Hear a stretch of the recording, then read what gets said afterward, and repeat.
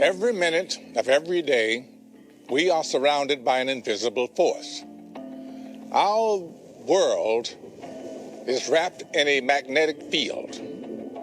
For many creatures on Earth, life would be impossible without it. Birds, sea turtles, and fish rely on this global magnetism to navigate. Could our minds be using it too?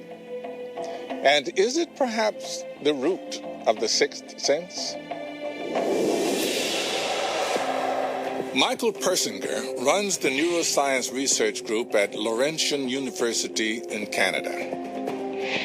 The powerful effect of Earth's magnetic field on animals inspired him to investigate whether it could also influence us. Animals can use the three-dimensional magnetic field of the Earth as a kind of navigation or homing device. There's very good evidence for it. The connection Michael suggests could exist between Earth's magnetic field and human brains is much more controversial. The sixth sense is effectively the ability to detect information at a distance, that's one of the definitions, through mechanisms not known to date. The critical question is, how is it done? The magnetic field of the Earth is basically the medium within which we were all exposed, all 7 billion of us. And that's what allows the potential exchange of information. According to this theory, Earth's magnetic field is like an ocean rippling with waves. Electrical activity from our brains can surf along on top of it, passing from one person to another.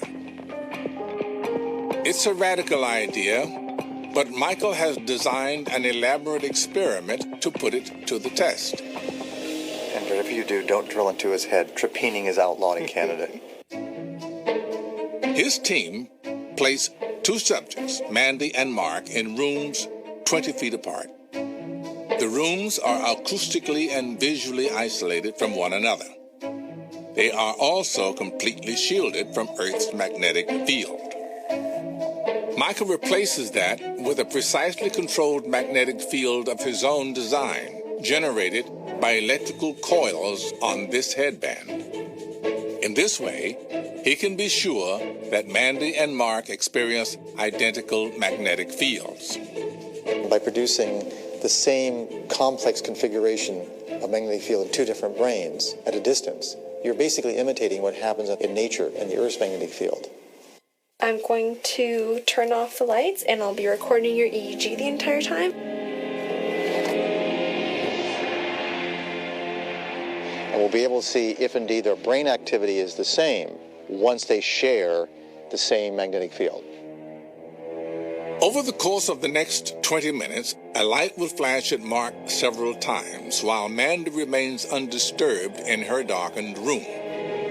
Michael and his team monitor both of their brains' activity. 3 minutes in, the light begins to flash in Mark's room. You can see a nice spike right there.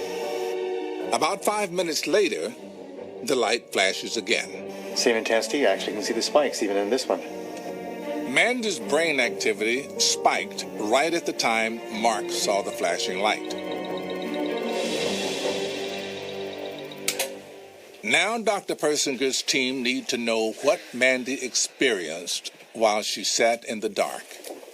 Well, at about 3 minutes in my left visual field of my left eye, I experienced a bright flash.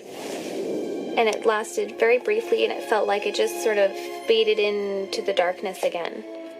Later on, at around 6 to 8 minutes in, I had a flash in my right peripheral field. When the light was flashing to one, producing all these changes, the other person's brain activity, even though they were in the dark, also changed. The experiment seems to show that two brains in separate locations can share a single experience. Human thoughts are not non-physical. They are physical units of action potentials from the nerve itself. Can they be transmitted across space? Under certain conditions, absolutely, and there's evidence for it. If we have 7 billion human brains all immersed in the magnetic field, which they are, then a change in one, if it's connected, and we are, because the magnetic flux lines go right through us, right through our brains, then a change in one could influence everyone.